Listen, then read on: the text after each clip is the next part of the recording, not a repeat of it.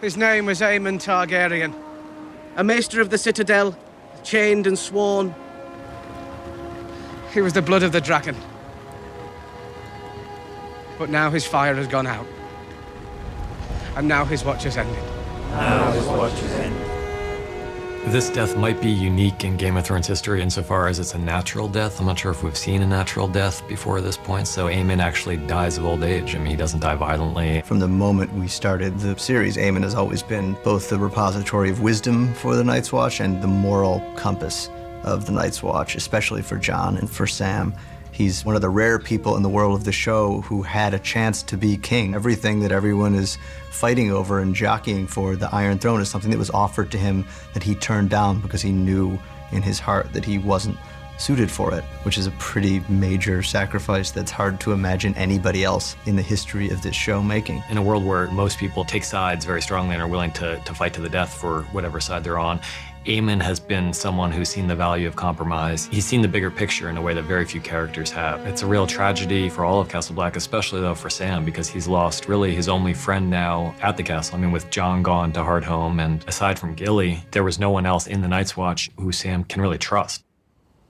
On the day of the great games, gather all the great masters and wise masters and worthy masters you can find, and slaughter them all.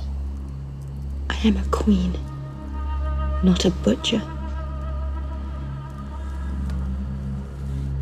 All rulers are either butchers or meat.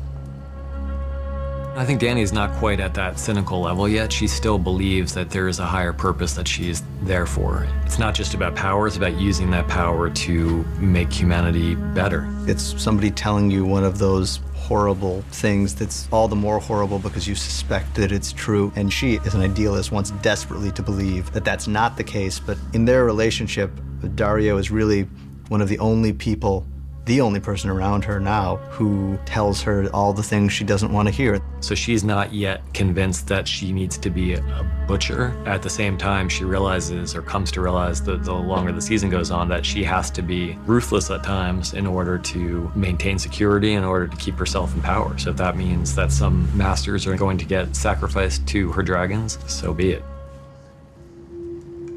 Strip away the gold and the ornaments, knock down the statues and the pillars, and this is what remains.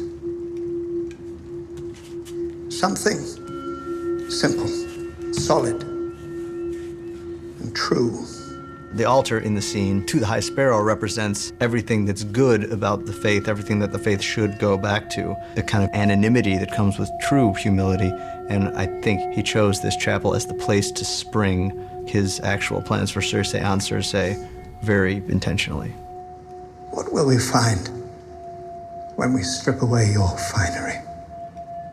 From the High Sparrow's perspective, Cersei is a symbol of everything that's gone wrong with this country. She's someone who's taken power with complete cynicism, who doesn't have any faith, who's been not only an adulteress, but an incestuous adulteress. And what makes matters worse for her is that she brought him into power, you know, unwittingly, not realizing that his power could then be turned against her.